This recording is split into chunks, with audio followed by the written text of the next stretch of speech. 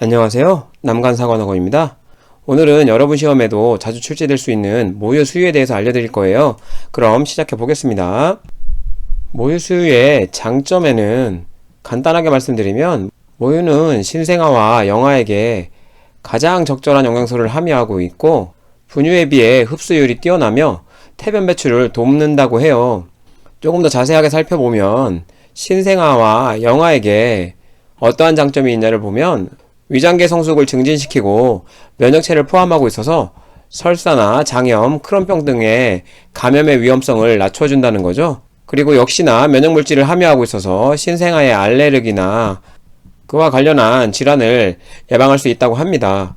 그리고 분유를 먹일 때 젖병을 빠는 힘에 비해서 더 많은 힘을 필요로 해요. 그래서 하악의 발달을 도울 수 있고요. 태변의 조기 배설을 촉진하고 모아의 애착을 강화할 수도 있는 거죠. 모유수유를 통해서 굉장히 밀접한 접촉을 통해서 모유수유가 이루어지다 보니까 이런 애착도 강화할 수 있습니다. 수유모와 관련한 장점에서는 모유수유를 하게 되면 난소 자국 및 유방암에 걸릴 확률이 낮아진다고 하고요. 여러분이 엄청 잘 나온 내용 중에 하나가 옥시토신이 분비되기 때문에 자궁 태축이 증진되어서 산후출혈이 감소한다는 얘기, 엄청 잘 나오는 얘기니까 꼭 기억해 달라고 말씀드렸어요. 당연히 유즙을 생산하면서 칼로리를 소모하기 때문에 임신 전 체중으로 빠르게 회복하는 데도 도움이 될 수 있고요. 보편적인 장점을 보면 인공 분유와 비교해서 당연히 경제적이죠. 수유 기구에 소독이 필요 없고 세균 감염으로부터 안전하고 언제 어디서든 수유가 가능하다는 것도 큰 장점이에요. 이런 뻔한 얘기도 시험에 나왔었기 때문에 좀 살펴볼 필요가 있습니다. 수유의 시작과 그와 관련한 초유에 대해서 좀 알아볼 텐데요. 태반이 만출된 후 프로게스테론이 급속히 하강하면서 유즙의 분비가 시작되고요. 선방세포에서 소관들이 모유수유를 계속 분비한다고 해요.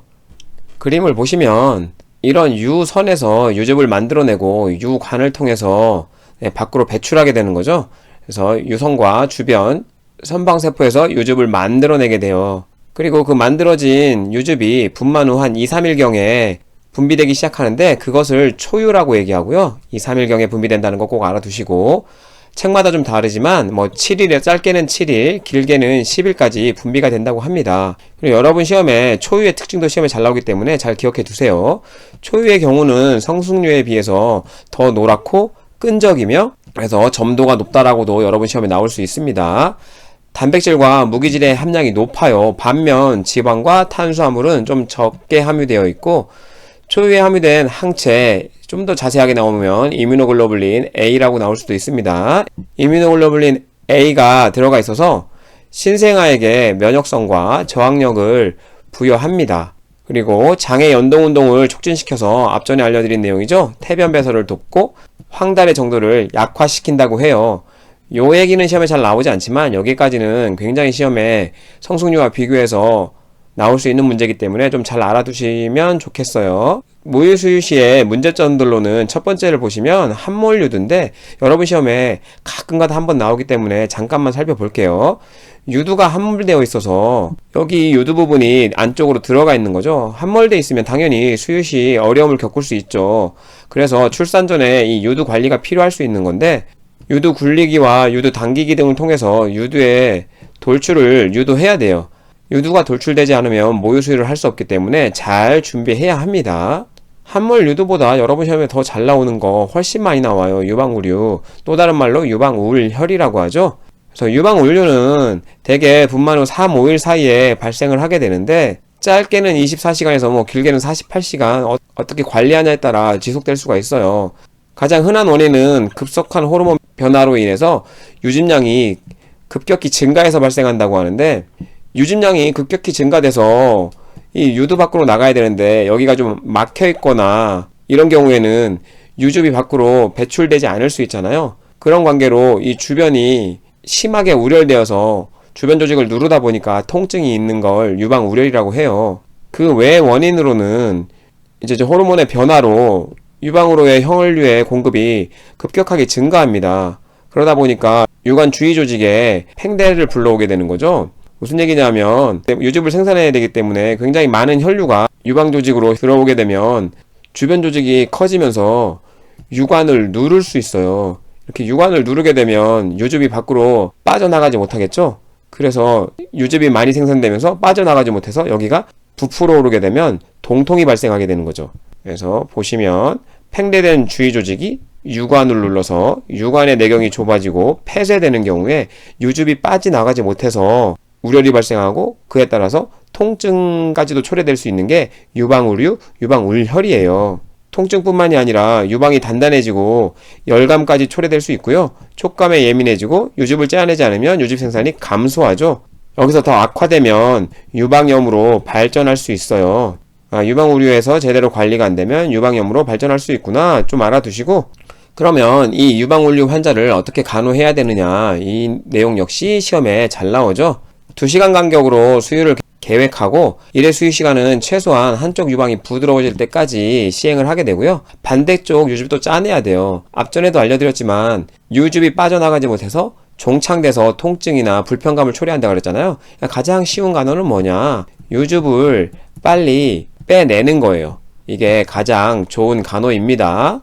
그러기 위해서 수유 전 더움 찜질 등을 통해서 이완을 촉진하고 유방 주위 근육을 풀어주고 유즙이 잘 빠져나갈 수 있도록 하고, 유즙이 잘 빠져나간 이후에 그에 따라서 자주 비워주면 유즙 생산도 촉진되고 앞으로의 모유 수유에 굉장히 도움이 될 수 있겠죠. 당연히 부드럽게 유방을 마사지하는 것도 단단해진 유방을 풀어줄 수 있는 좋은 방법이고요. 어떻게 하냐면 유방 주위에서 유두를 향해 윤상으로 돌리면서 시행한다는 거죠. 유방우열의 가장 좋은 간호는 앞전에도 알려드렸지만 모유 수유를 통해서 유즙을 배출하는 거예요. 이게 가장 기본적인 간호이고, 그것을 위해서 앞전에 설명드린 이런 내용들이 추가가 되는 거죠. 유두균열도 여러분 시험에 잘 나오는 내용 중에 하나예요.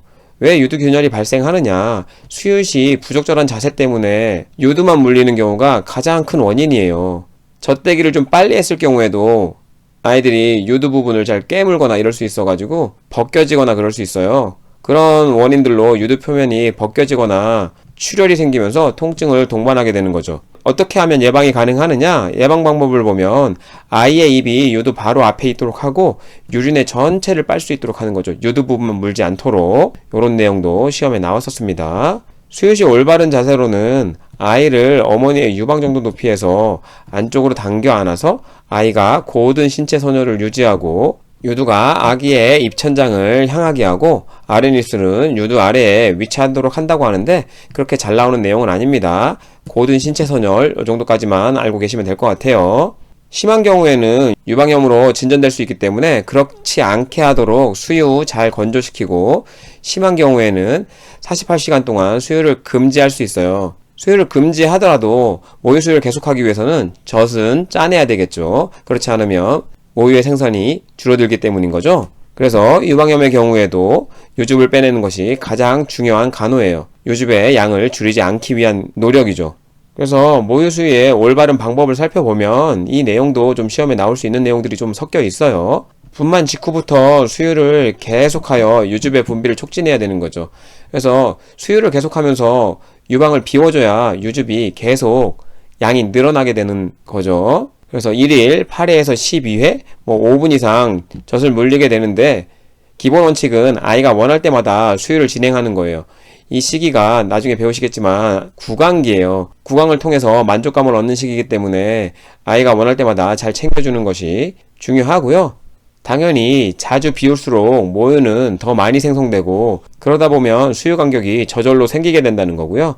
감염을 예방하기 위해서 수유 전 비누로 꼭 손을 씻어야 되고, 젖을 먹일 때는 한쪽을 다 먹이고 다른 쪽에 젖을 먹이도록 하고, 당연히 양쪽 유방을 번갈아 수유함으로써 양쪽 모두 모유가 잘 생성되도록 해야 되겠죠. 수유 후는 반드시 트림을 시켜주어서 가스를 제거해야 돼요. 그렇지 않으면 구토가 유발이 되면서 기도 흡인의 위험성이 생길 수 있기 때문에 그걸 예방하는 방법이 트림을 자주 시켜서 가스를 제거하는 거예요. 수유 남은 젖은 반드시 짜서 유방을 비워주어서 유즙 생성 및 분비가 촉진되도록 해야 되겠죠.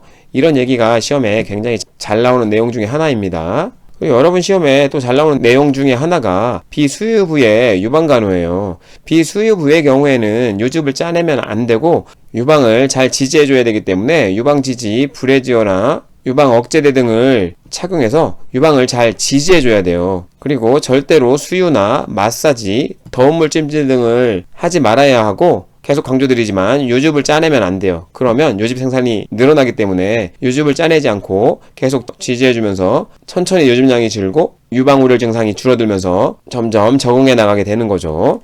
그래서 여러분 시험에는 이 모유 수유를 어떻게 하고 어떻게 요즙 생성을 증진시키고 비수유부의 경우에는 어떻게 해서 유방을 지지해주고 요즙을 짜내지 않고 유방우려이 점점 줄어들도록 유방 억제제라든지 이런 걸 적용해 주어서 안정될 수 있도록 도와주는 것이 시험에 잘 나오고요. 초유와 성숙류의 차이도 시험에 잘 나올 수 있고 유두균열 문제도 시험에 꽤 잘 나오는 문제 중에 하나예요. 그래서 제가 강조드린 부분 정도만 잘 살펴보시면서 공부해 주시면 될 것 같아요. 오늘 제가 준비한 영상은 여기까지고요. 시청해 주셔서 감사합니다.